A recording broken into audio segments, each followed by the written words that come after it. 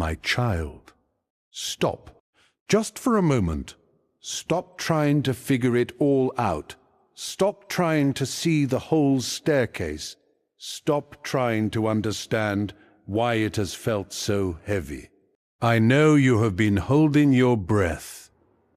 Not on purpose, not even consciously, but somewhere deep inside you, in a place you do not even visit yourself, you have been waiting for the other shoe to drop. You have been waiting for the news that breaks you. You have been waiting for the disappointment that finally proves what you secretly fear. That I have forgotten you, that I am not listening, that your prayers have been hitting a ceiling and falling back down around your feet like silent, unanswered questions. But I need you to hear me, not with your ears, with the part of you that still knows my voice, with the part of you that remembers what it felt like before the exhaustion set in. I have not turned away from you. I have not grown tired of your voice. I have not been distracted by someone else's more important prayer. You do not realize what is actually happening. You look at your life and you see delay. You see closed doors. You see people moving ahead while you remain in the same place. You see the same struggles returning again and again, like waves that refuse to release you. And you have drawn a conclusion, a quiet one you have never spoken out loud because saying it would make it too real. You have started to believe that maybe this is just how it is for you. Maybe you are not one of the ones I rescue.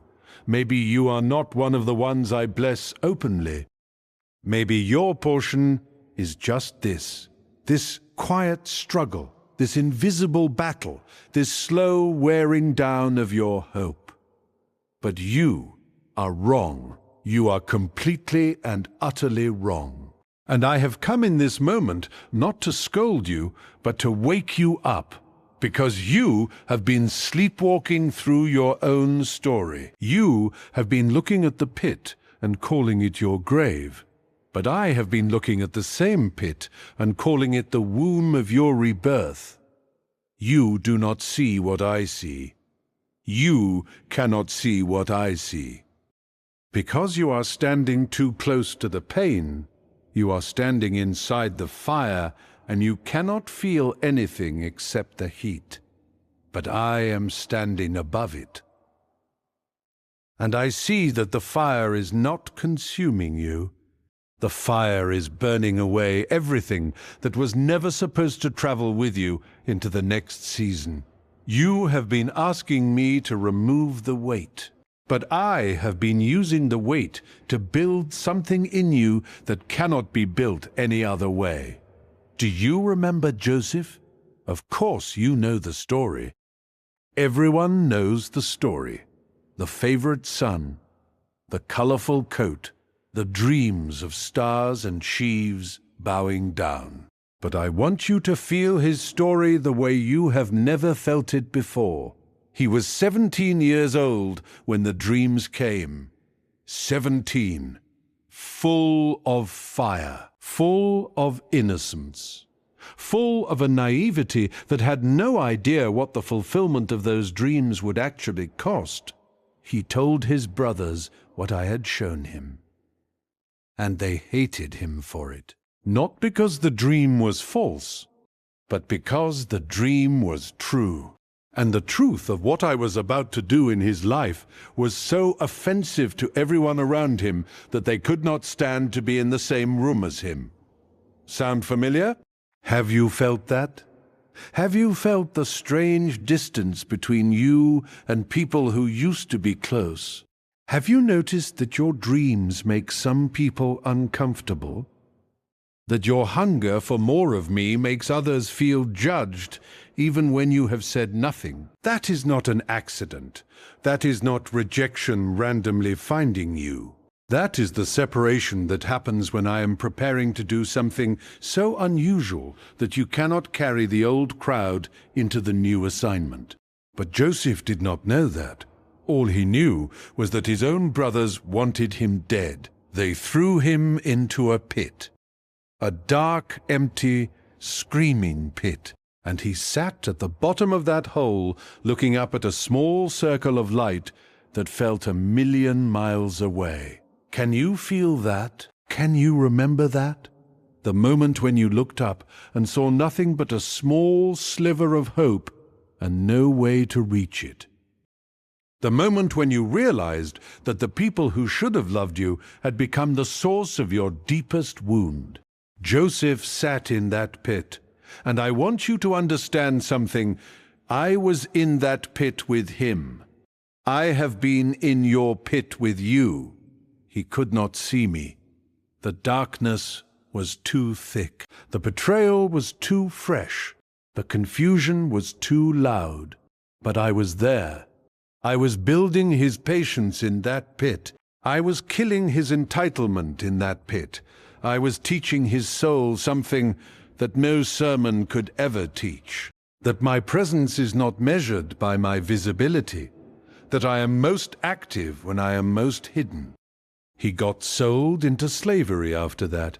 Can you imagine? From the pit to the auction block, from the favored son to a piece of property, and then into Potiphar's house, and then into a prison. False accusation after false accusation. Year after year after year. 13 years. 13 years between the dream and the fulfillment. And I need you to hear this because you have been counting your own years.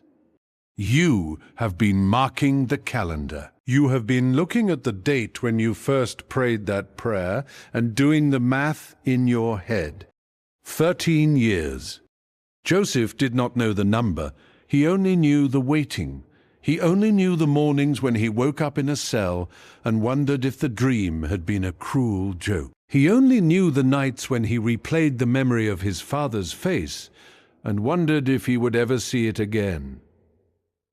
But here is what you do not understand. Every single day of those 13 years was necessary.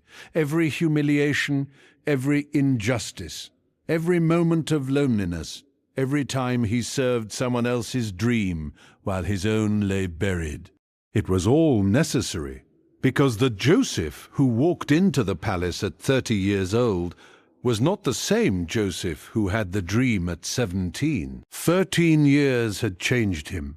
13 years had softened him. 13 years had taught him that the dream was never about him. The dream was about saving nations. And a 17-year-old boy could not save a nation. A 17-year-old boy would have used the power for revenge. A 17-year-old boy would have elevated himself and crushed his brothers. But a 30-year-old man who had been forged in the fires of slavery and prison, a man who had learned that I am faithful even when nothing makes sense, that man could be trusted with the throne. That man could be trusted with the grain. That man could look at the very brothers who sold him and say, "You intended to harm me, but I intended it for good." Do you see? The delay was not denial. The delay was development. And the same is true for you right now. In this exact season that you have been trying to escape, I am not punishing you. I am preparing you. I am not ignoring your prayer. I am answering it in a way that will not destroy you when it arrives. Because if I gave you what you asked for 5 years ago, it would have crushed you. You did not have the emotional capacity. You did not have the spiritual roots. You did not have the wisdom to steward what I wanted to give you. So I held it. Not to hurt you, but to help you, the same way a parent holds back a sharp knife from a toddler. The child screams for it. The child does not understand why the parent is being so cruel, But the parent knows what the child cannot see. The blade is dangerous, and the gift is dangerous. And the waiting is actually the gift, because I am expanding you while you wait. I am deepening you while you wait. I am making your roots go down so far that when the storm comes, and it will come, you will not be uprooted. You have been praying for a harvest, but I have been working on your roots. You have been looking at the empty branches and calling it failure. But I have been looking at the underground and calling it foundation. Do you remember the story of Sarah? She waited 25 years for the child I promised. 25 years. That is not a typo. 25 years of hoping. 25 years of watching other women have babies. 25 years of feeling her body grow older while the promise stayed young and impossible. She laughed when I told her it would happen, not because she was disrespectful, but because she was exhausted. Her heart had been disappointed so many times that laughter was the only language left for her pain. And I heard that laughter. I was not offended by it. I understood it. Because I had been asking her to believe something that made no sense in the natural world. Her womb was dead. Abraham's body was as good as dead.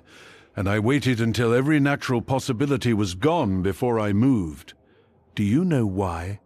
Because I wanted absolutely no confusion about who did it. I wanted no room for Sarah to say, well, maybe it was just biology. I wanted no space for Abraham to say, perhaps it was coincidence. I waited until the impossible was the only option left, and then I showed up, and Isaac was born. Laughter born from laughter. Joy born from what everyone else called hopeless. That is what I am doing in your life right now. I am waiting until every natural exit is closed. I am waiting until your own efforts have failed. I am waiting until you stop trying to manufacture the promise with your own hands. Because the moment you finally surrender, the moment you finally stop striving, the moment you finally say, I cannot do this, I am too old, I am too tired, I am too broken. It is too late. That is the moment I walk through the door. That is the moment I speak life into your dead places. That is the moment I do what only I can do. But you have to stop fighting me for control. You have been trying to help me answer your prayer. You have been trying to open doors that I have closed. You have been trying to force connections that I have not ordained. You have been exhausting yourself trying to make something happen that I have told you to trust me for. And you are tired. Of course you are tired.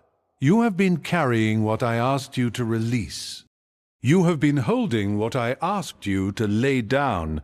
You have been gripping the wheel while I have been asking you to climb into the back seat and rest. I am not asking you to do more. I am asking you to do less. I am not asking you to strive harder. I am asking you to be still. Be still and know that I am God. Do you remember those words? They have become so familiar to you that you have lost their weight. Be still. Not be busy. Not be anxious, not be productive. Be still. Know that I am God. Know that I am not worried about your situation. Know that I am not pacing back and forth in heaven, wondering how to fix your mess. Know that I have already solved problems you have not even recognized yet. Know that the thing keeping you awake at night has already been dealt with. You are fighting a battle that I have already won. You are rehearsing conversations that will never happen. You are imagining catastrophes that I have already blocked, and you are exhausting yourself for no reason. I have watched you. I have watched you wake up in the middle of the night with your heart racing. I have watched you scroll through your phone looking for distraction because the silence is too loud. I have watched you carry a weight that I never asked you to carry. And I have been waiting for you to stop. Just stop. Stop trying to fix everyone. Stop trying to predict the future. Stop trying to control variables you cannot see. Stop trying to be enough. You are not enough. And that is good news. Because I am enough. And I have never asked you to be enough on your own. I have asked you to be connected to me. A branch does not strain to produce fruit. A branch simply remains attached to the vine. The sap flows, the nutrients come, the fruit appears not because the branch worked hard, but because the branch stayed connected. You have been trying to produce fruit by effort, and you have been burning yourself out. Come back to the vine. Come back to the source. Come back to the place where you are not performing, but simply present. I do not want your performance. I want your presence. I do not want your perfect words. I want your honest heart. Do you remember the tax collector in the temple? The religious man stood up front and prayed about how thankful he was that he was not like other people. He listed his accomplishments. He reminded everyone listening how many times he fasted and how much he gave he was performing. But the tax collector, he stood at a distance. He would not even look up to heaven. He beat his chest and said, "God, have mercy on me, a sinner." And I want you to hear who walked home justified that day. It was not the performer. It was the beater of the chest, the one who came with empty hands, the one who knew he had nothing to offer, the one who did not try to impress me with his resume. That man went home clean. That man went home forgiven. That man went home restored. And I am saying the same thing to you. Stop performing for me. Stop trying to earn what I have already given. Stop trying to impress the God who formed galaxies with a whisper. You have nothing to prove to me. I know exactly what you are made of. I know every weakness. I know every failure. I know every thought you have never spoken. And I love you anyway. Not because you are perfect, but because you are mine. Do you understand what I am saying? I am not waiting for you to get your act together. I am not standing at a distance with my arms crossed, waiting for you to be worthy. I am running toward you while you are still far off. I am throwing my arms around you while you still smell like the pigsty. I am putting a robe on your back and a ring on your finger and throwing a party over one sinner who comes home. That is who I am. That is my heart. And I need you to stop believing the lie that you have disappointed me too much. There is no such thing. You cannot out-sin my grace. You cannot outrun my love. You cannot fall so far that my arm cannot reach you. I am the God who found Adam hiding in the garden. I am the God who saw Hagar crying in the wilderness. I am the God who heard Elijah whispering in the cave. And I see you, right now, in whatever hidden place you have crawled into, in whatever shame you have wrapped around yourself like a blanket, in whatever fear has been telling you that it is too late, I see you, and I am calling your name.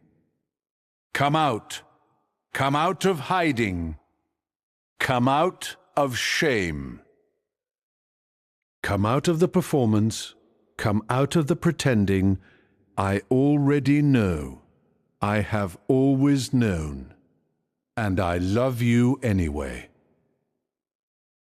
Do you remember the story of the woman at the well? She came in the heat of the day, not because she loved the son, but because she wanted to avoid the other women. She had been married 5 times. 5 times she had hoped. 5 times she had been disappointed. 5 times she had watched a relationship crumble. And now she was living with a man who was not her husband. She had stopped trying. She had accepted the whispers. She had internalized the labels.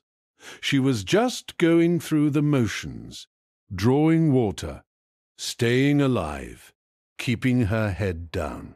And then I showed up, tired from the journey, sitting on the edge of the well, and I asked her for a drink, a simple request, but the conversation that followed changed her entire life. Because I did not talk to her about her sin the way the religious people would have. I did not shame her. I did not expose her to humiliate her. I exposed her to heal her. I said, "You have had 5 husbands, and the man you are living with now is not your husband." And she did not run away in shame. She ran back to the city to tell everyone. Not because I had condemned her, but because I had seen her.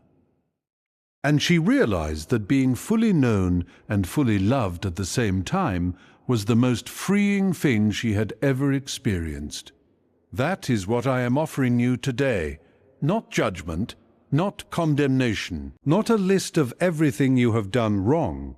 I am offering you freedom from hiding, freedom from the exhausting work of managing other people's perception of you. You can stop. You can lay down the mask. You can breathe. I know and I love. That is the gospel. That is the good news. You do not have to clean yourself up before you come to me. You come to me dirty, and I clean you up. You come to me broken, and I put you back together. You come to me empty, and I fill you. Not because of your effort, but because of my grace. Do you remember the story of the prodigal son? He asked for his inheritance early, which was, in that culture, the equivalent of saying, "Father, I wish you were dead." He took the money and ran. He wasted everything on wild living. He ended up in a pig pen, eating slop, desperate and alone. And the turning point was not him getting his life together. The turning point was him remembering that his father's servants ate better than he was eating. So he rehearsed a speech. He would go back and say, "Father, I have sinned against heaven and against you. I am no longer worthy to be called your son. Make me like one of your hired servants." He was still trying to earn his way back, but the father did not let him finish the speech.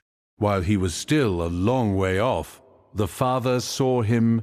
The father had been watching. The father had been waiting. The father ran. A dignified, wealthy man running through the village like a fool, because his son was coming home. And he threw his arms around him and kissed him. And he called for the best robe and the fattened calf. And he threw a party, not because the son had earned it, but because the son had come home. That is my heart for you. I am not standing at a distance waiting for you to get it right. I am running toward you. I have always been running toward you. Every time you failed, I ran faster. Every time you fell, I ran harder. Every time you turned away, I positioned myself in front of you, because I am not trying to catch you doing wrong. I am trying to catch you coming home. And you are coming home right now. In this moment, you may not feel it, you may not see it, but something is shifting inside you. A wall is cracking. A chain is breaking. A voice that has been lying to you for years is losing its grip. Because my voice is louder, my voice is stronger, my voice is the one that spoke the universe into existence. And I am speaking over you right now. Peace, be still. Not because the storm is gone, but because I am in the boat with you. Do you remember that story? My disciples were terrified. The wind was howling. The waves were crashing over the boat, and I was asleep in the back. They woke me up and said, "Teacher, do you not care that we are perishing?" And I stood up and spoke to the wind and the waves. "Peace, be still." And the wind stopped, and the waves flattened, and there was a great calm. That is what I am doing in your life right now. I am not ignoring your storm. I am in the storm with you. And I am about to speak to the thing that has been terrorizing you. But here is what you need to understand. The disciples were afraid of the storm, but after I calmed it, they were even more afraid of me. They said to each other, "Who is this? Even the wind and the waves obey him." And I am asking you the same question. Who do you believe I am? Do you believe I am a God who speaks to storms? Do you believe I am a God who calms chaos? Do you believe I am a God who raises the dead? Because your answer to that question determines everything. If you believe I am small, you will live in fear. If you believe I am limited, you will live in anxiety. But if you believe I am the God who parts seas and raises the dead and speaks galaxies into existence, then you will rest, not because your circumstances have changed, but because you have changed your mind about who is in control. You have been acting like the outcome depends on you, but the outcome depends on me, and I have never lost a single battle, not one. Every enemy that has come against my children has been defeated. Every plan of the enemy to steal, kill, and destroy has been overturned. Every grave I have ever stood in front of has been emptied. I am the resurrection and the life. Whoever believes in me will live even if they die, and whoever lives and believes in me will never die. Do you believe this? That is the question I asked Martha before I raised Lazarus. Her brother had been dead for 4 days. 4 days. By that time, in their culture, they believed the soul had departed and there was no hope. Martha met me on the road and said, "Lord, if you had been here, my brother would not have died." She believed I could have prevented it, but she did not believe I could reverse it. She said, "I know he will rise again in the resurrection on the last day." Future tense. Someday later. But I looked at her and said, "I am the resurrection." Present tense. Right now, not someday. Not later. Right now. And I said, "Lazarus, come out." And a dead man who had been rotting for 4 days walked out of the tomb. That is who I am. And that is what I am doing in your life. The things you have declared dead, the dreams you have buried, the prayers you have stopped praying because you decided it was too late. I am standing outside those tombs right now, and I am calling your dead things to come out. Come out of the grave of disappointment, come out of the coffin of cynicism. Come out of the burial clothes of bitterness. Come out. I am not finished with you. I am not finished with your marriage. I am not finished with your children. I am not finished with your health. I am not finished with your finances. I am the God of the 4th day. I show up when everyone else has left. I show up when the obituary has been written. I show up when the mourners have gone home. I show up when hope is a distant memory, and I breathe life into dead places. But you have to let me. You have to stop rolling the stone back in front of the tomb. You have been the one keeping the grave closed. You have been saying, "It's too late. I've tried everything. There's no point in hoping anymore." Every time you say that, You are rolling the stone back into place. I am asking you to step aside. I am asking you to get your hands off the stone. I am asking you to trust me with the dead things, because I am about to do something that only I can do, and when I do it, everyone will know that I am the Lord. Not because you figured it out, not because you found the right formula, but because I am gracious, and I am merciful, and I am faithful, even when you are faithless. Because I cannot deny myself. I cannot stop being who I am, and who I am is love, pure, relentless, unwavering love. I do not love you because you are lovable. I love you because I am love. It is my nature, it is my character, it is who I have always been and who I will always be. Before you took your first breath, I loved you. Before you made your first mistake, I loved you. Before you turned away, I loved you. Before you came back, I loved you. My love for you has never wavered, not once, not in your darkest moment, not in your deepest shame, not in your most rebellious season. I have loved you with an everlasting love, and I have drawn you with unfailing kindness. That is why you are here right now. That is not an accident. That is not a coincidence. You did not randomly find this message. I led you here. I have been leading you here for weeks, for months, for years.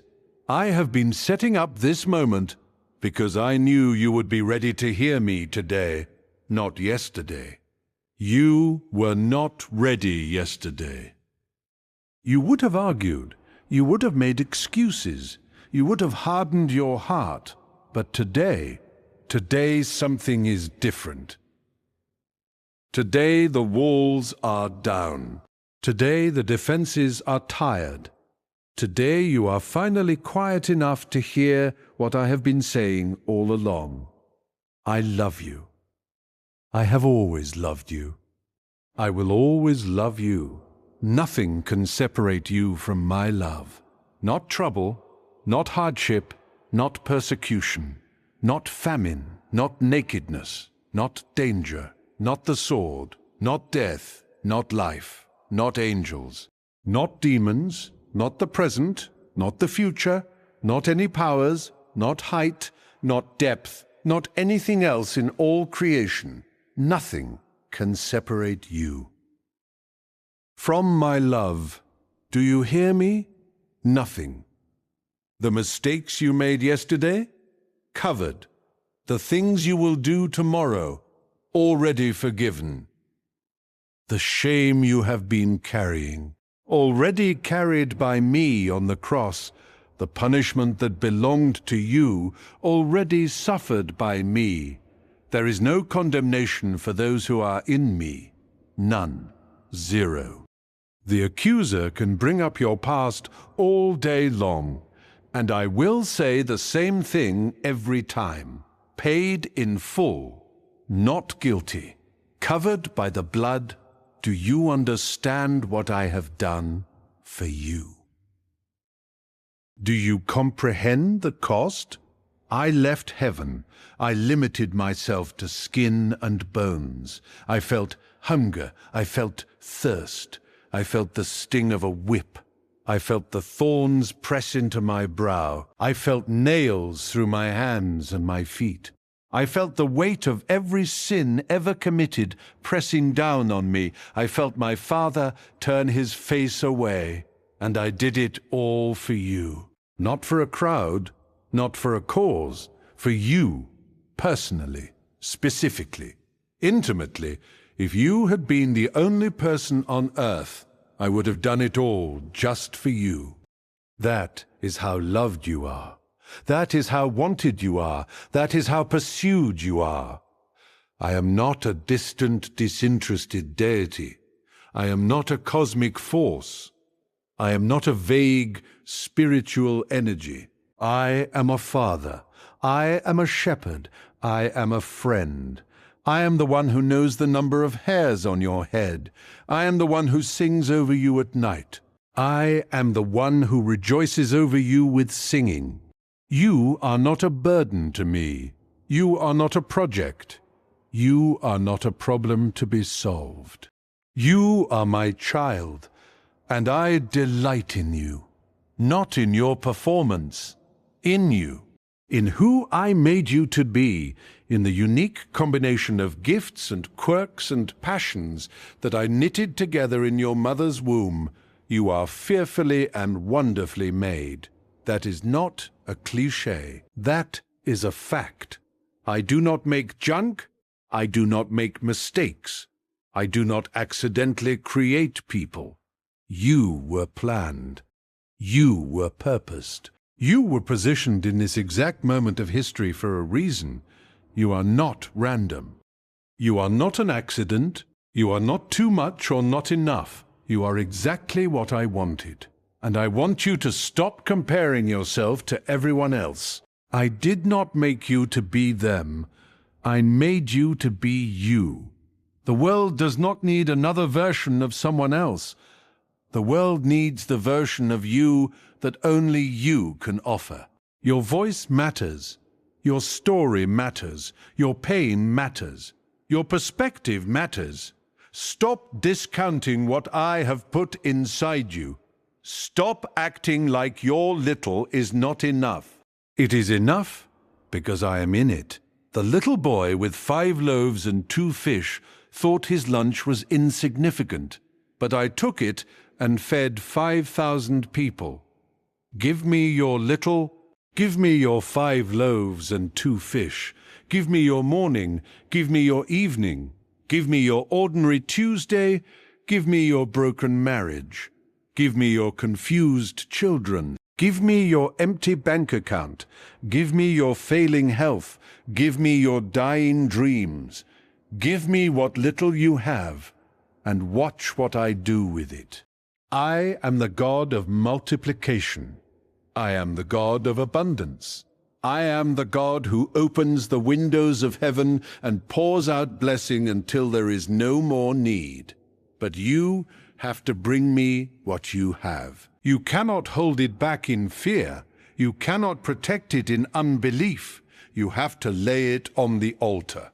Every part of it, the parts you are proud of, and the parts you are ashamed of. All of it. I want all of it, because I cannot bless what you will not surrender. I cannot multiply what you will not release. I cannot heal what you will not expose. Come to me, all of you, the good, the bad, and the ugly. Bring it all. I am not going to shame you for any of it. I am going to redeem all of it. I am going to take the worst thing that has ever happened to you and turn it into the best testimony. I am going to take the deepest wound and make it the source of your greatest ministry. I am going to take the enemy's plan to destroy you and use it to launch you. That is what I do. That is who I am. I am the Redeemer. I am the Restorer. I am the one who makes all things new, not some things, not most things, all things, every broken piece, every shattered dream, every failed relationship, every financial loss, every health crisis, every betrayal, every injustice. I am making all of it new, not by erasing it, but by pretending it didn't happen. But by weaving it into a story that is more beautiful than you can imagine, you have been looking at individual threads and calling them ugly.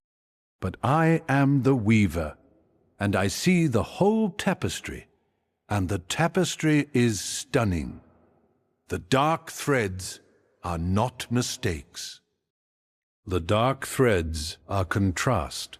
The dark threads make the light threads shine brighter. Do not despise the dark threads.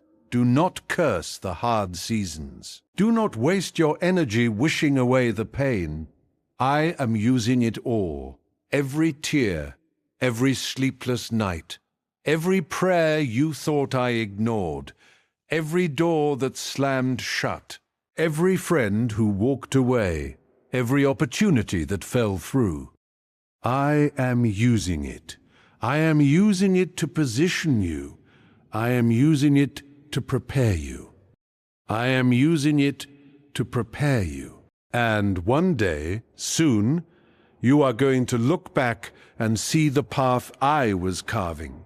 And you are going to fall to your knees in worship, not because the journey was easy, but because I was faithful, because I never left you, because I never lost you, because every single step was ordered by my hand. You are not wandering, you are not lost, you are not behind. You are exactly where you need to be, and you are right on time. My timing is perfect, not early, not late, perfect. I am not bound by your calendar.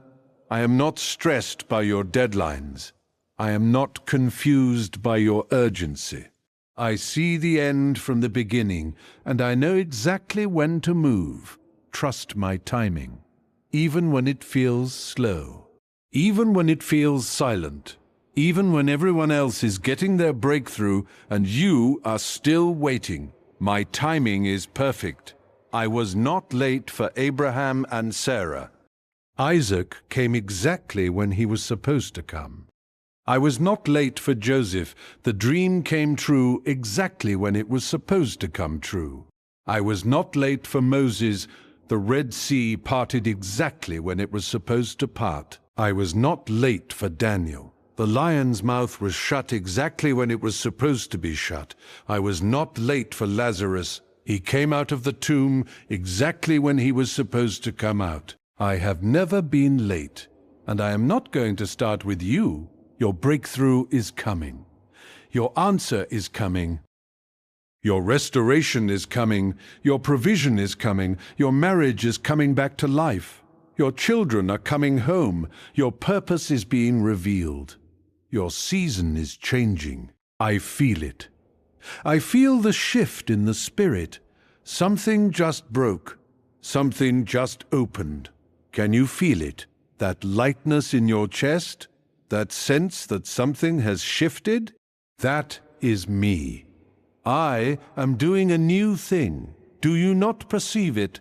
I am making a way in the wilderness. I am creating streams in the wasteland. The season of drought is over. The season of famine is over. The season of wandering is over. I am bringing you into a wide open space. I am bringing you into a place of abundance. I am bringing you into the fullness of everything I promised you. But you have to walk through the door. You have to take the step. You have to stop waiting for perfect certainty. Faith is not knowing the whole plan. Faith is taking the next step even when you cannot see the one after that. Abraham went out not knowing where he was going. But he went. No GPS, no map, no 5-year plan, just my voice. And that was enough. Is my voice enough for you? Is my promise enough? Do you trust me enough to take the next step, even though you cannot see the staircase? Because that is what I am asking you to do. Take the step, make the call, write the book. Start the business. Have the conversation, go back to school, end the unhealthy relationship, begin the healing process, forgive the person who hurt you, forgive yourself. Stop waiting until you feel ready. You will never feel ready. Ready is a lie. Courage is not the absence of fear. Courage is moving forward while afraid. And I am with you. I go before you. I am behind you. I am beside you. I am in you. You are never alone. Never, not for a single second. Even when you cannot feel me, even when you cannot hear me, even when you have doubted my existence, I have been there, holding space for you, waiting for you, longing for you.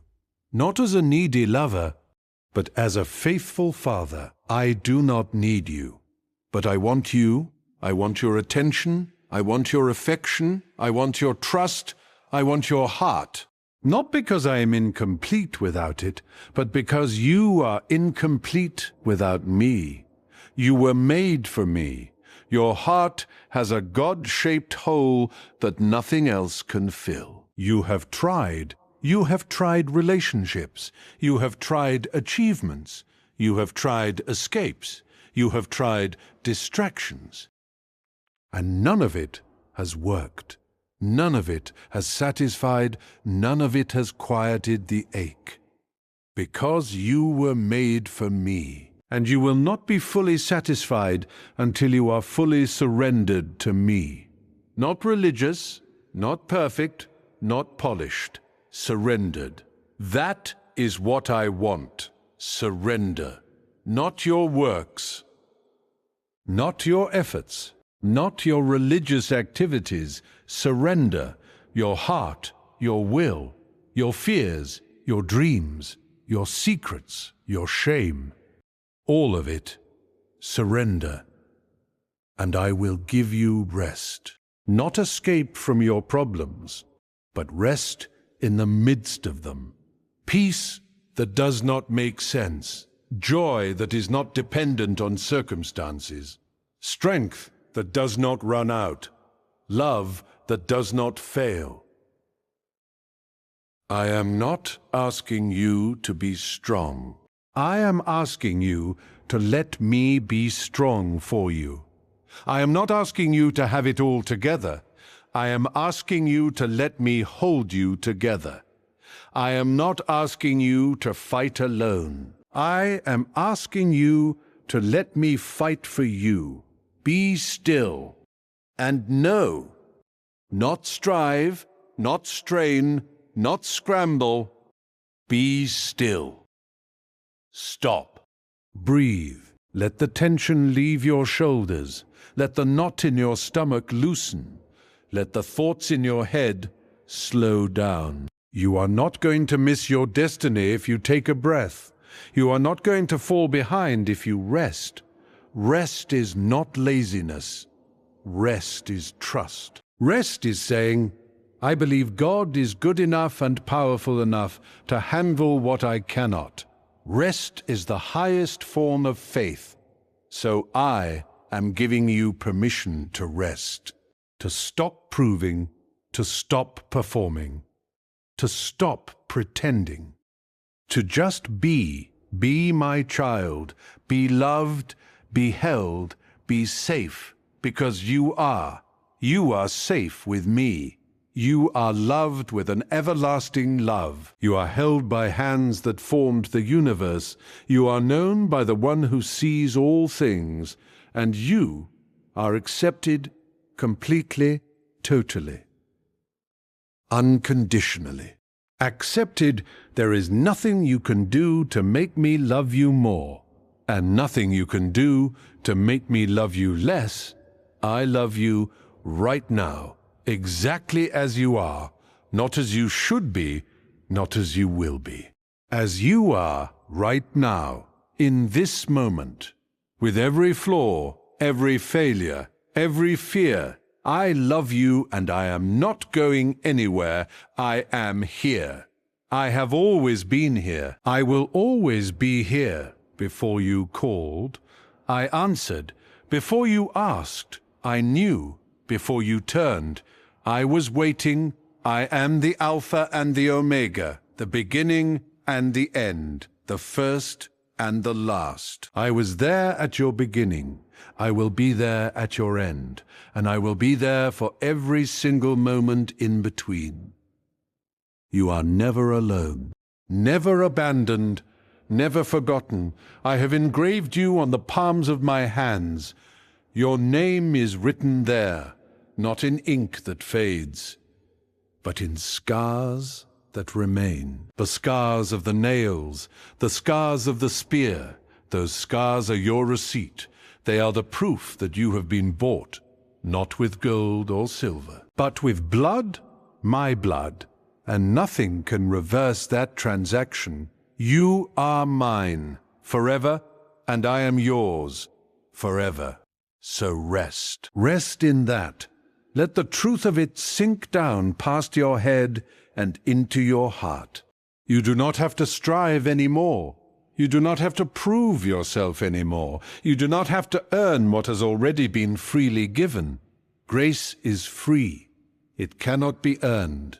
It cannot be deserved. It can only be received, so receive it right now. Open your hands, open your heart. Say yes to my love. Say yes to my grace. Say yes to my rest. I am not asking you to clean up your life before you come to me. I am asking you to come to me so I can clean up your life. I am not asking you to fix your marriage before you come to me. I am asking you to come to me so I can fix your marriage. I am not asking you to heal your heart before you come to me. I am asking you to come to me so I can heal your heart. I am the solution, not the reward for solving everything yourself. Come to me, all you who are weary and burdened, and I will give you rest. Take my yoke upon you. Learn from me. For I am gentle and humble in heart, and you will find rest for your souls. My yoke is easy. My burden is light. You have been carrying heavy yokes. Yokes of performance, yokes of perfectionism, yokes of people-pleasing, yokes of shame, yokes of regret, yokes of fear. I never asked you to carry those. Those were not from me. Those were from the enemy, and I am breaking them off you right now. In the name of Jesus, I break the yoke of performance. You do not have to earn my love. I break the yoke of perfectionism. You do not have to be flawless to be loved. I break the yoke of people-pleasing. You do not have to manage everyone's opinion of you. I break the yoke of shame. Your past is forgiven and forgotten. I break the yoke of regret. I redeem every mistake. I break the yoke of fear. I have not given you a spirit of fear. I have given you power, love, and a sound mind. You are free, free from the need to prove, free from the need to perform, free from the need to pretend, free to be, free to rest, free to receive, free to love, free to live. Do you feel it? That lightness, that release, that is freedom. That is my grace breaking chains. Do not pick them back up. Do not let the enemy convince you that you need those yokes to be valuable. You are valuable because I made you. You are valuable because I love you. You are valuable because I died for you. That is where your value comes from, not from your productivity, not from your purity, not from your performance, from me. So rest in that.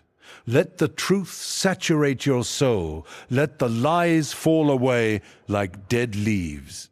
Let the old season end because a new season is here. Can you feel it? The air is changing. The atmosphere is shifting. Something is being born. Something is being awakened. You are waking up from a long sleep, from a long numbness. You are waking up to hope. You are waking up to possibility. You are waking up to faith. Do not be afraid of hope. Do not protect yourself from disappointment by refusing to hope. Hope is not naive. Hope is not denial. Hope is trust in my character. Hope is confidence in my faithfulness. Hope is the anchor for your soul. Firm and secure. Do not cut your anchor loose. Do not drift in the sea of cynicism. Anchor yourself in hope. Anchor yourself in me. I am the same yesterday, today, and forever. I do not change. I do not lie. I do not fail. What I have promised, I will do. What I have spoken, I will bring to pass. Not one word of all my good promises has failed. Not one. Every single promise I have ever made has come true, and every single promise I have made to you will come true. Not maybe, not possibly, certainly, absolutely, irrevocably. My promises are yes and amen. So hold on to hope, hold on to faith, hold on to love, hold on to me. I am holding on to you, and I never let go. Never. I am the good shepherd, and the good shepherd lays down his life for the sheep. I laid down my life for you, and I took it back up again. I am alive, and because I live, you will live also. Not just someday in heaven, but right now, on this earth, in this body, in this life. I have come that you may have life, and have it abundantly. Not barely surviving, not just getting by, not white-knuckling your way through. Abundant life, full life, rich life, peaceful life, purposeful life. That is what I want for you. That is what I died to give you. Do not settle for less. Do not let the enemy steal what I purchased with my blood. Rise up. Shake off the dust. Put on your shoes of peace. Wrap yourself in my righteousness. Take up your shield of faith and stand. Not in your own strength. In mine. I am your strength. I am your song. I am your refuge. I am your fortress. I am your deliverer. I am your healer. I am your provider. I am your peace. I am your everything. You lack nothing, not because you have everything, but because you have me, and I am enough. I am more than enough. I am overflowing enough. I am abundantly enough. So rest. Stop striving. Stop straining. Stop stressing. I am working. I am moving. I am orchestrating. Behind the scenes. In ways you cannot see, in ways you would not believe even if I told you, I am working all things together for your good. Not some things, not most things. All things, the good, the bad, the ugly, the heartbreaking, the confusing, the unfair, all things, together for your good. Because you love me, because I have called you according to my purpose. And my purpose is good. My purpose is perfect. My purpose is pleasing. Trust the process, trust the pain, trust the silence. I am up to something big, something beautiful, something that is going to blow your mind. So hold on. The ride is not over. The story is not finished. The best chapters are still ahead. The greatest victories are still coming. The deepest joys are still waiting. You have not seen anything yet. What I am about to do in your life will make what I have already done look small. I am the God of more. More grace, more peace, more joy, more purpose, more provision, more healing, more restoration. More than you can ask, more than you can think, more than you can imagine. Get ready. Get your expectations up. Get your hope up. Get your faith up. Because I am about to show up in a way you have never seen me show up before. Do not miss it. Do not get distracted. Do not lose heart. Keep your eyes on me. Keep your ears open to my voice. Keep your heart soft toward my leading. I am speaking.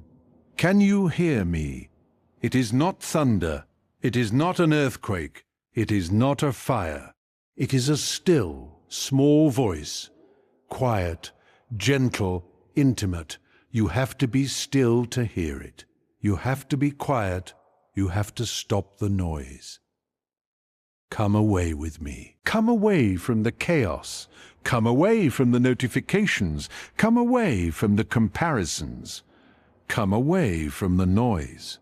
And listen, I have things to tell you, secrets, mysteries, wonders, things that have been hidden since the foundation of the world, things that are just for you, in the quiet, in the stillness, in the secret place. Meet me there. I am waiting. I am always waiting for you, for your attention, for your heart, for your yes. Say yes. Say yes to me, not to a religion, not to a system, not to a set of rules, to me, to a relationship, to a love affair with the one who made you. Say yes, right now, in your heart. Whisper it, shout it, think it. Yes, yes to your love, yes to your plan, yes to your way. Yes, I am yours, and you are mine forever. Now go. Go in peace, go in power, go in purpose. The old is gone, the new has come. Do not look back, do not long for what was. The best is ahead, and I am ahead of you, preparing the way, making the crooked places straight, leveling the mountains, filling the valleys. Go. Walk through the doors I open. Trust the closed doors. They are protection, not rejection. Every no is a redirection. Every delay is a deepening. Every disappointment is a divine appointment. You are not lost. You are not forgotten. You are not forsaken. You are loved. You are chosen. You are mine, and I am yours, now and always, until the end of the age.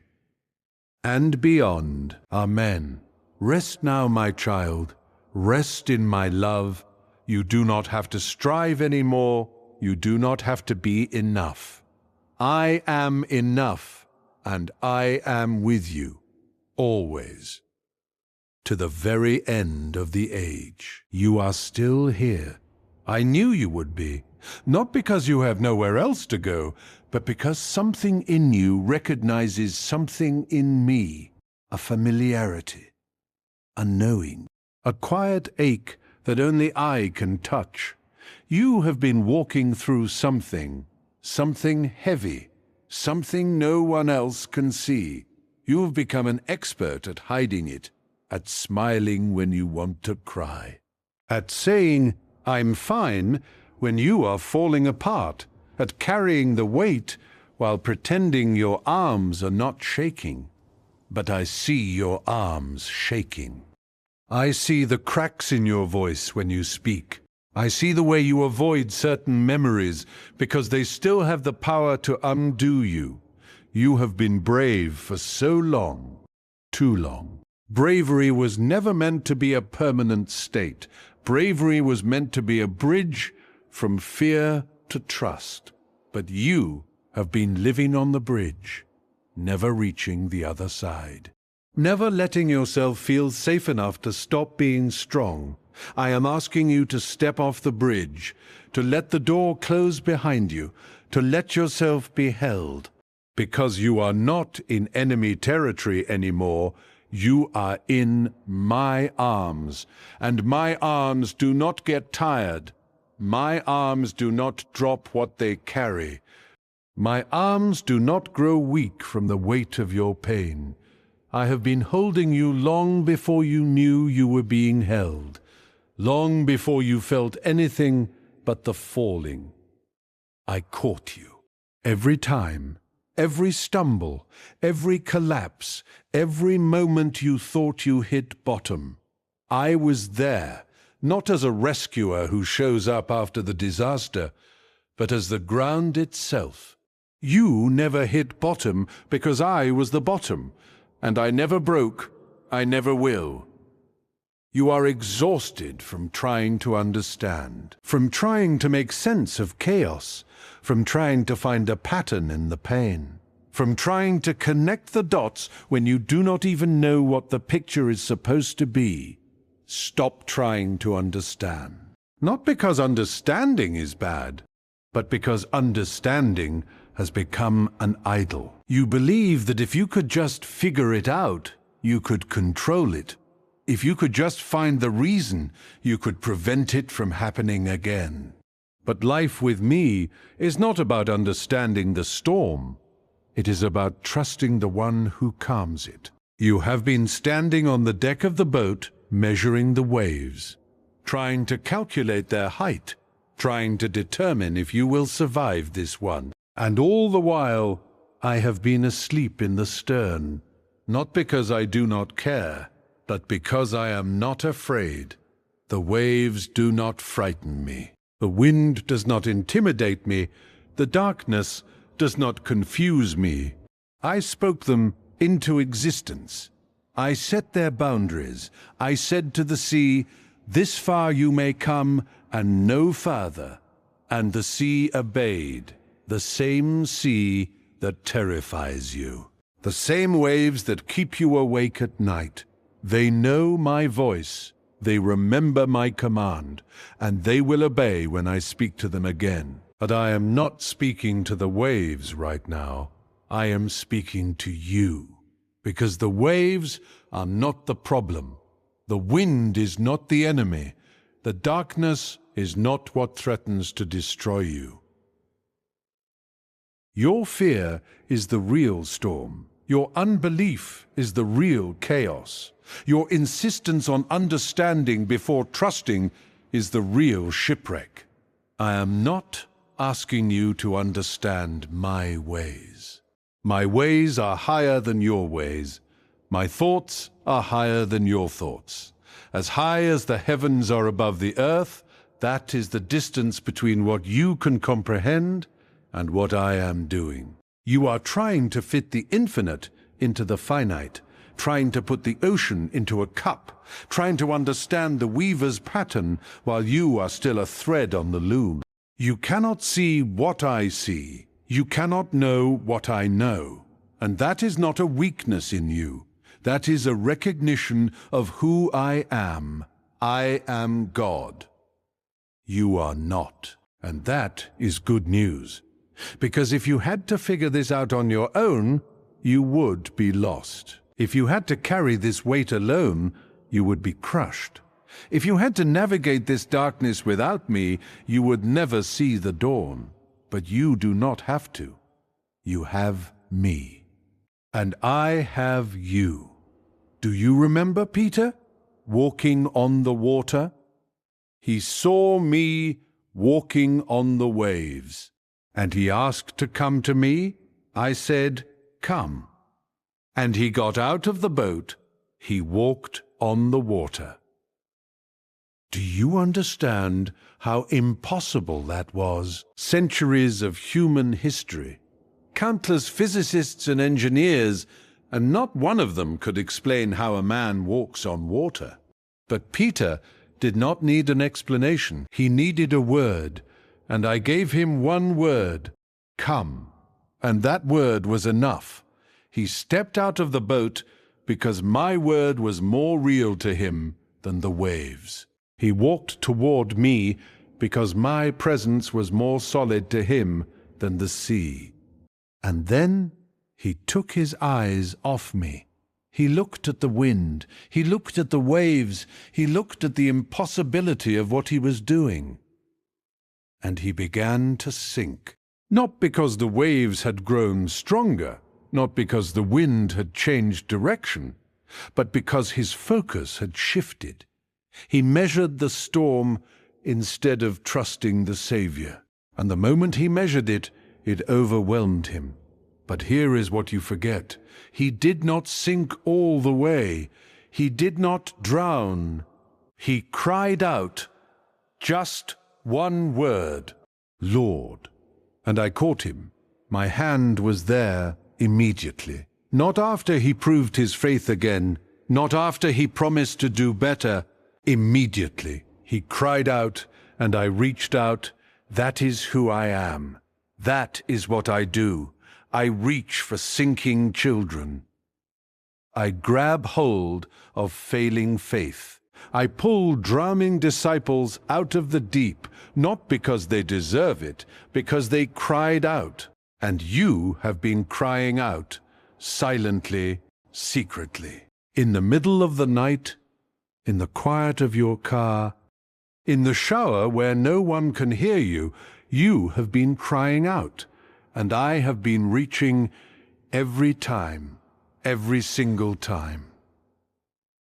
My hand has been there. You have not sunk, not because you are a strong swimmer, but because I am a strong Savior. You are still here, still breathing, still hoping, still praying, even when it feels like your prayers hit the ceiling and bounce back empty. They do not bounce back empty. They are being stored, every tear, every sigh, every whispered plea, every frustrated scream into a pillow. I have collected them all. They are in a bottle before me, not forgotten, not ignored, not dismissed as unimportant. Every single one matters, and every single one will be answered. Not in your timing, in my perfect timing. Do you remember the story of the persistent widow? She had an enemy, and she had a judge who did not fear me or care about people. He was corrupt, he was selfish, he was indifferent, but she kept coming to him, day after day, knocking on his door, demanding justice, and he ignored her for a long time. But she would not stop. She would not be silent. She would not give up. And finally the judge said to himself, even though I do not fear God or care about people, this woman is wearing me out. I will give her justice so she does not eventually come and attack me. End quote. If an unjust, selfish, indifferent judge will eventually give justice because of persistent asking, how much more will I, your loving Father, answer you when you cry out, I am not an unjust judge. I am not indifferent. I am not selfish. I am love. I am attentive. I am eager to answer. But I am also wise. I will not give you something that will destroy you. I will not answer in a way that undermines your growth. I will not say yes to what will make you weak. You have been praying for the blessing. I have been building the character to carry the blessing. You have been asking for the platform. I have been building the humility to steward the platform. You have been asking for the relationship. I have been building the wholeness to sustain the relationship. You have been asking for the healing. I have been building the faith to receive the healing. I am not slow. I am thorough. I am not ignoring you. I am preparing you. And the preparation is painful. I know it hurts. I know you are tired of being in the waiting room. I know you are tired of hearing people say, it's going to happen soon. I know you are tired of hoping only to be disappointed again. But I am asking you to trust me with one more day. Just one more, and then another, and then another. Not because I am trying to see how much you can take, but because I am doing something that cannot be rushed. Have you ever watched a potter at work? The clay spins on the wheel, the potter's hands apply pressure, sometimes gentle, sometimes firm. Sometimes the clay resists.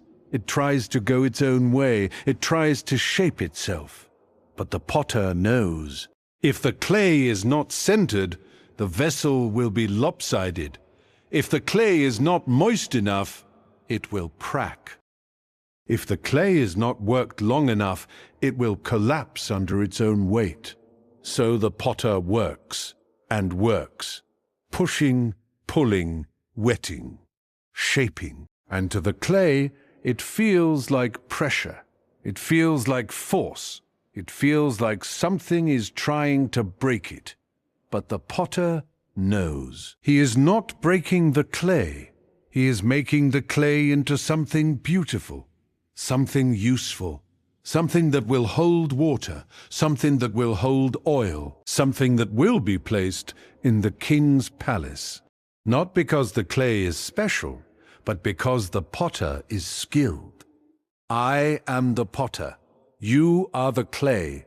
You are on my wheel. And the pressure you feel is not punishment. It is formation. The spinning you feel is not chaos. It is centering. The water being added is not to drown you. It is to keep you pliable. Do not jump off the wheel. Do not harden your heart. Do not try to shape yourself. Stay on the wheel. Stay in my hands. Trust the process, even when it hurts. Because I am making something. And when I am finished, you will see.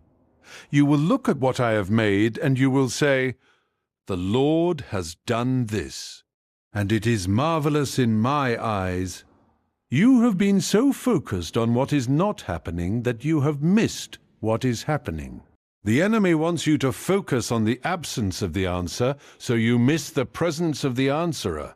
I am here, right now, in this moment. Not in the future, when everything is fixed. Not in the past, when everything was simpler. Here, now, in the mess, in the confusion. In the waiting, in the wondering, I am here, and my presence is the answer. Not to every question, but to the deepest question. The question behind all your questions. Am I alone? You are not alone. You have never been alone. You will never be alone. I am with you always, to the very end of the age. That was not a nice sentiment. That was a promise, a covenant, an unbreakable vow. I am with you, in the mundane, in the magnificent, in the miserable. I am with you. When you feel me, and when you do not, when you believe, and when you doubt, when you obey, and when you rebel. I am with you, not because you are faithful, but because I am. Your faithfulness fluctuates. Your love waxes and wanes. Your commitment comes and goes. But I am the same yesterday, today, forever. I do not change. I cannot change. My love for you is not based on your performance. It is based on my nature. And my nature is love. So I love you, not because of who you are, because of who I am. And I am incapable of not loving you. It is not possible for me to stop. It is not possible for me to turn away. It is not possible for me to grow tired of you. I am love. And love never fails. Never. Not once. Not ever. So stop trying to earn what is already given. Stop trying to deserve what is already yours. Stop trying to clean up for a visitor who lives in the house. I do not visit you. I live in you. Your body is my temple. Your heart is my dwelling place. I have taken up residence. I have unpacked. I am not leaving. You cannot evict me. You have tried. You have ignored me. You have lived as if I were not there. But I was there. I am always there, and I am not going anywhere. So you might as well stop fighting. You might as well stop hiding. You might as well stop pretending you can escape me. Not because I am a stalker, because I am a father. And a father does not abandon his child, no matter how far the child wanders, no matter how long the child stays away.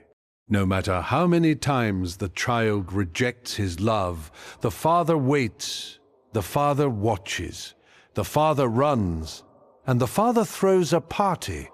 Do you remember the elder brother in that story? The one who stayed home, the one who worked hard, the one who never disobeyed. He heard the music, he heard the dancing, he heard the celebration, and he was angry.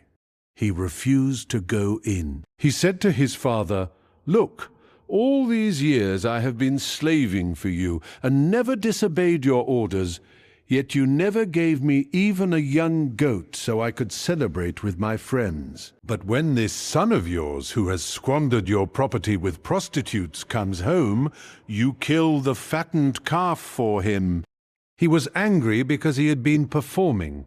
He had been earning. He had been working for love.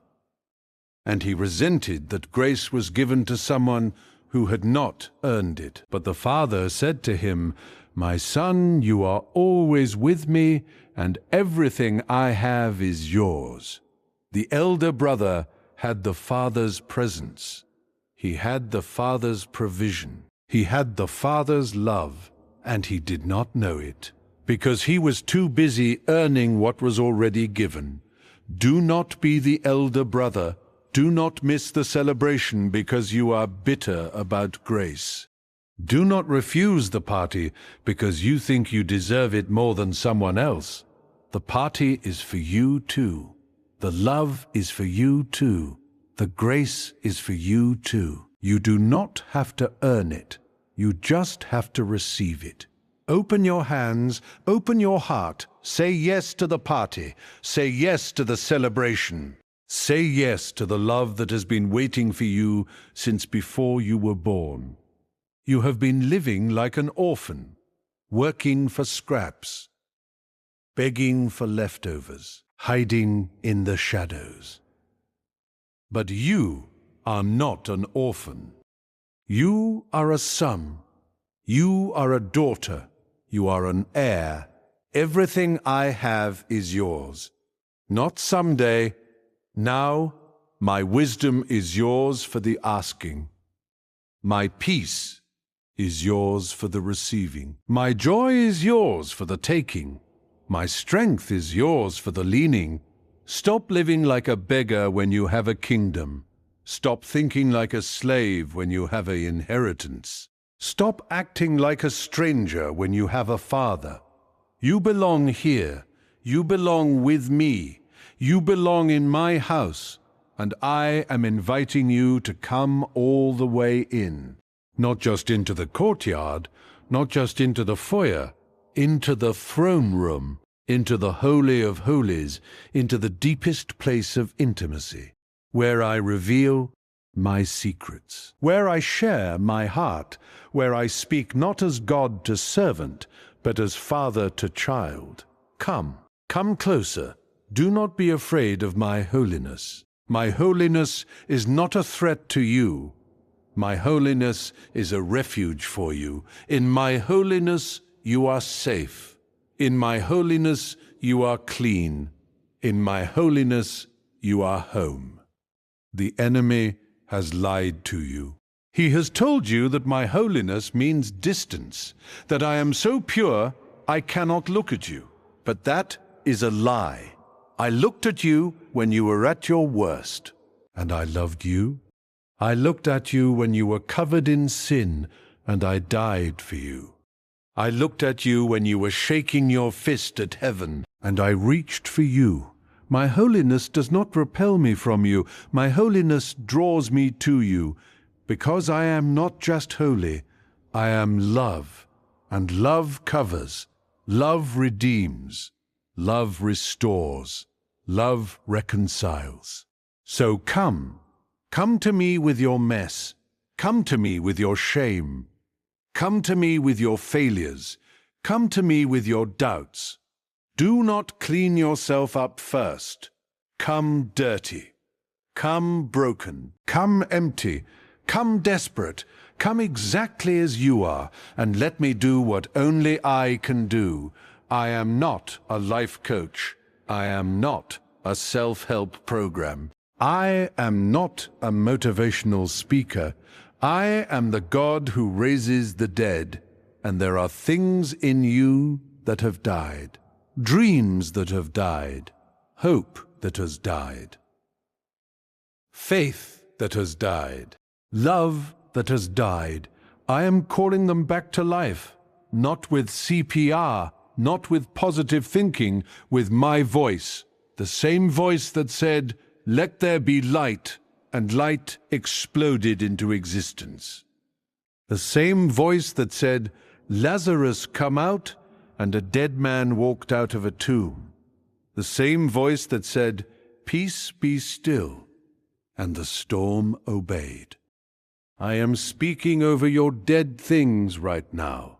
Come back to life, not through effort, through my word. I speak to your marriage. Come back to life. I speak to your children. Come back to life. I speak to your purpose. Come back to life. I speak to your peace. Come back to life. I speak to your body. Come back to life. I speak to your finances. Come back to life. I am the resurrection, and I am resurrecting what the enemy buried. The grave could not hold me, and it cannot hold what I am doing in your life. Death is not final. Failure is not final. Loss is not final. Because I am final. And I am the God of the final word. The enemy gets a word. Circumstances get a word. Fear gets a word. Doubt gets a word. But I get the final word, and my final word over you is life. Abundant life. Eternal life. Resurrected life. So do not mourn as those who have no hope. Do not grieve as if the story is over. The story is not over. The best chapters are still being written. And I am the author. I am the finisher. I am the Alpha and the Omega, the beginning and the end. And I am not done with you. I am never done with you, because I am the God of second chances, third chances, fourth chances, 70 times 7 chances. You have not exhausted my grace. You have not reached the end of my mercy. You have not used up your last chance. I am a well that never runs dry, a fountain that never stops flowing, a river that never stops rushing. Drink, drink deeply, drink freely. Do not take small sips of my grace. Open your mouth wide, let me fill it. You have been living dehydrated in the middle of an ocean. Afraid to drink because you do not trust the water. But I am not bitter water. I am not polluted water. I am living water. And whoever drinks the water I give will never thirst again. Not because they will not want more, but because they will realize that I am the source. And the source is infinite. So drink. Stop trying to satisfy your thirst with other things, other relationships, other achievements, other escapes. They are broken cisterns that cannot hold water. They promise satisfaction and deliver emptiness. They promise fulfillment and deliver frustration. They promise peace and deliver more anxiety. Come back to the well. The same well where the woman met me, she came for water. She left with something better. She left with me. She left with her shame washed away. She left with her past redeemed. She left with a testimony. And she ran back to the same city where she had been rejected, the same city where she had been labeled, the same city where she had been whispered about. She ran back, not to hide, to testify. Come, see a man who told me everything I ever did. Could this be the Messiah?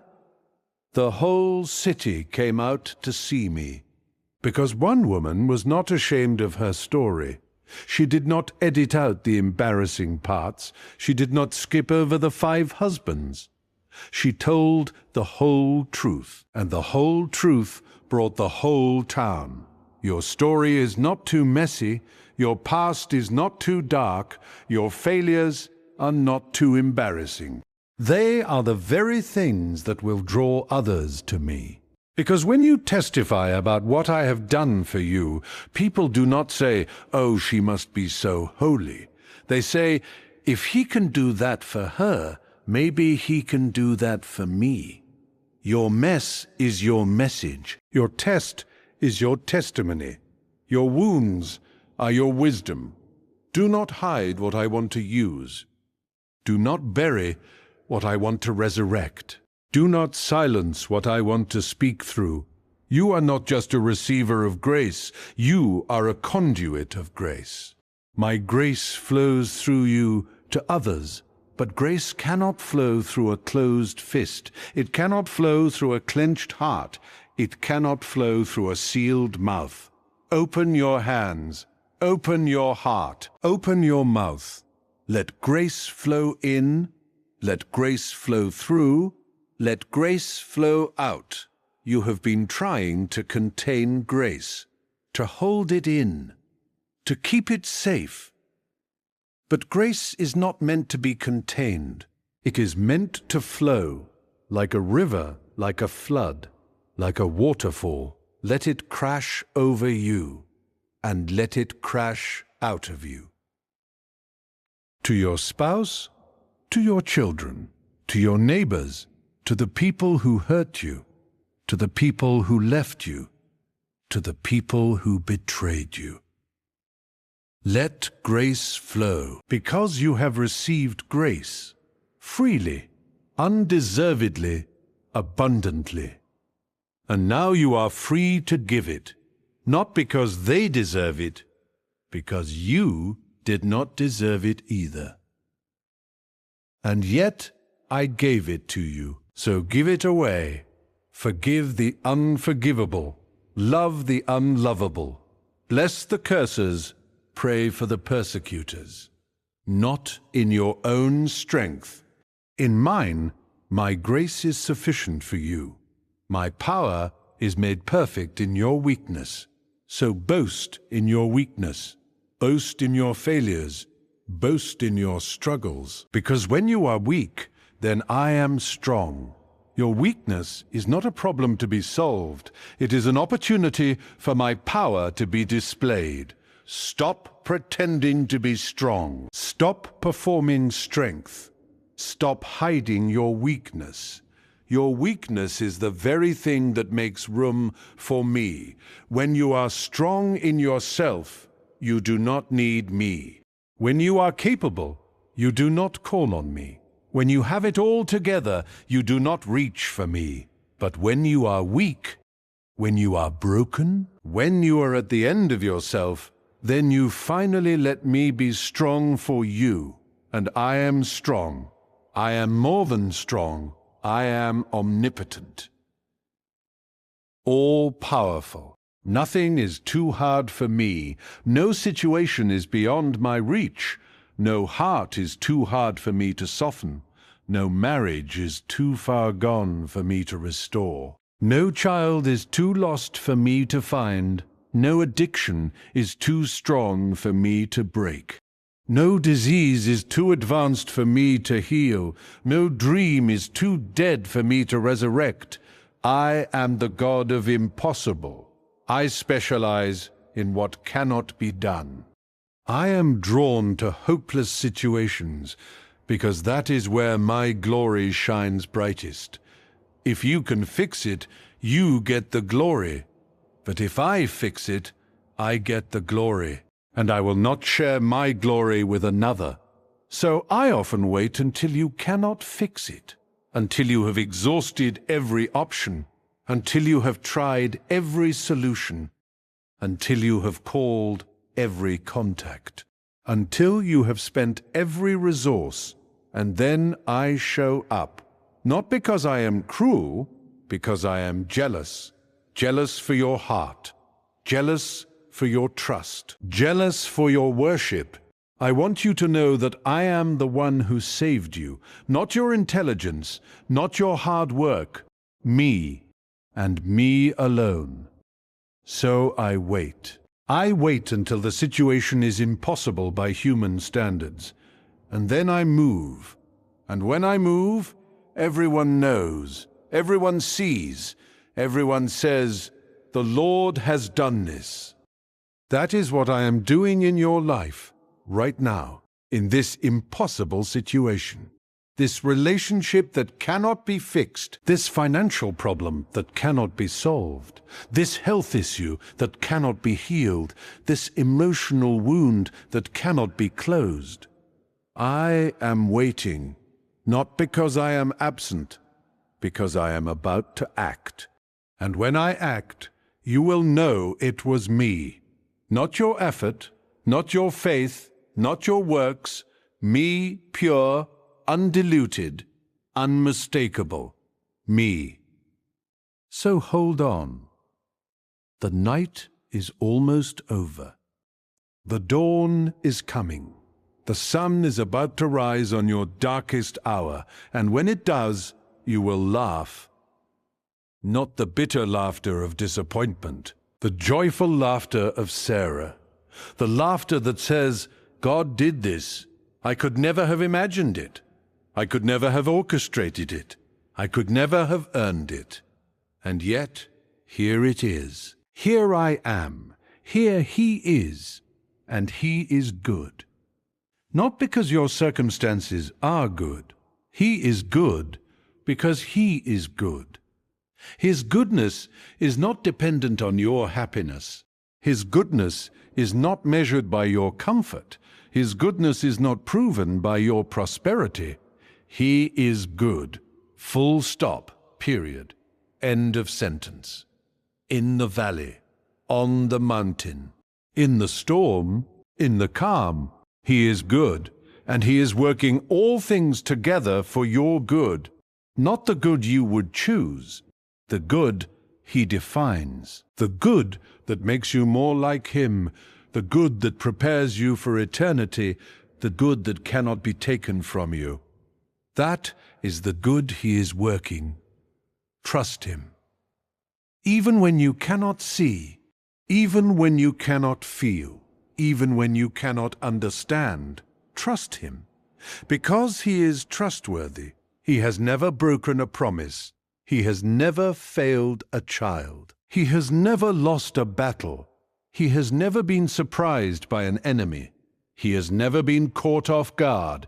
He has never been overwhelmed. He has never been late. He has never been wrong. He has never been unfair. He has never been cruel. He has never been absent. He has never been anything but love. Pure, holy, perfect, relentless, unstoppable. Love, and you are the object of His love, not one of many, one of one.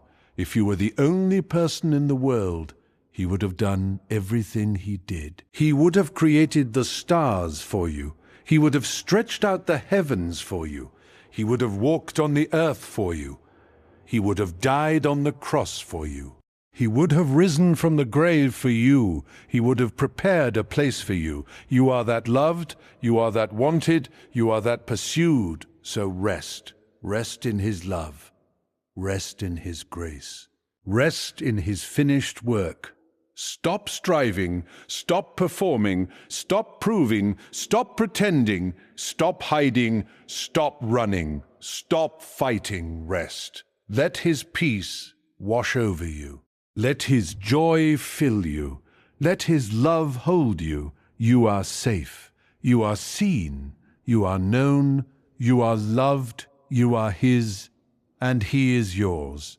Forever, now and always, until the end of the age and beyond. Rest, my child. Rest. I have you, and I will never let you go.